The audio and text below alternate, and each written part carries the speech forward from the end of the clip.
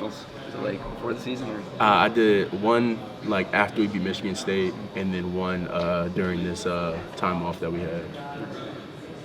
I'm sure you've been asked this a million times, but how difficult was it for you to be so limited that you weren't really able to play in that Ohio State game and kind of watch and then be in street clothes for the Big Ten championship game? And it hurt. Again, I had to watch just my brothers go to war without me, and I knew I'd bring a lot to this team, and just for me to be sidelined definitely broke my heart. But I had to stay 10 toes and be their cheerleader, so I was willing to do whatever it took. The fact that they were able to hold Ohio State to 23 points without you, and Purdue have Jalen had a big start and everything like that. How much does that say to your entire group that even without who many considered to be the best player not being in on the defensive side, not playing, and yet defense still performs to that? That shows how hard we work. There's no backup. There's no second string. There's only the people that are out there. People that are out there are the first team. They have to fight. They have to win. And that just shows that our next man up mentality, the next man is going to step up, and they're going to show up. No matter whose shoes they have to fill, they're going to be there for the team. Have you given any thought to your future? Is that something that you're thinking about now? You wait until after the season? Where's your mind at? Man, right now it's just on winning this national championship. That's all I can do. That's all I want to do, and everything else take care of itself. This is Mikey. Has he talked to you at all? Because I know he said he's kind of gently, to some degree, been like, I'm coming back. Maybe some other you guys. Mikey's been in a couple of our years, but that's a decision for me and my family to make. And right now, that's not a decision for today. It's a decision for tomorrow. So we just gonna let the future unfold. Hey, my man got a question right here. I'm sorry. TCU leads the country in most plays over 50 yards. With your killer defense, how do you plan to stop them? By playing Michigan football. We pride ourselves on eliminating big plays, and that's what we do. They have a really good running back, and we gotta stop. If we stop the run, all they can do is drop back pass, and if all they do is drop back pass, I'm gonna have fun. So, because I really like passing offenses, and they show passing offense qualities. So if we stop the run, which is what we do, I feel like we'll have a really good time.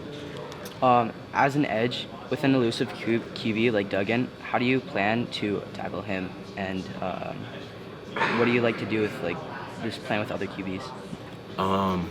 With Duggan, he's like when he gets the ball and starts running, he's like a running back. So you have to tackle him like a running back. You can't really over pursue. You can't under pursue. You have to run to the ball, and one person grabs him. Other person has to finish the tackle. So we have our work cut out for us, but I feel like we're prepared.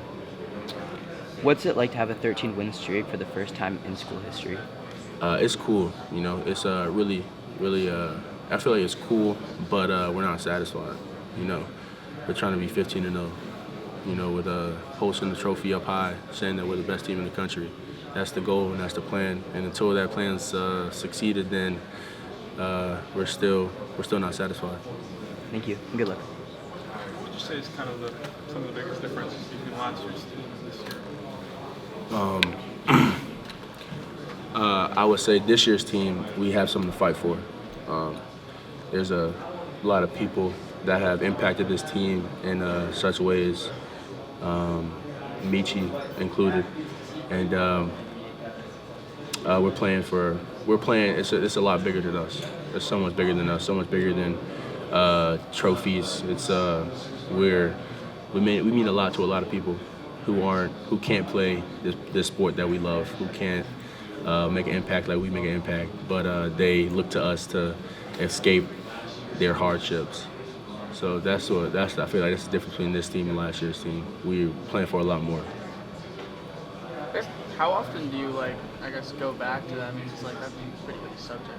Playing for people, who need to escapism in a way. How often, do you think about that during a game? How much a motivator is it? I feel like we talk about it kind of before the game, and we just kind of refocus ourselves and realize why we're here, why we need to win this game, why do we need to fight. when things go hard, why do we need to continue to try to strive for greatness when our bodies are hurting? Like, why do we need to continue fighting? Because there's someone out there who wish they could be in our shoes, but they can't.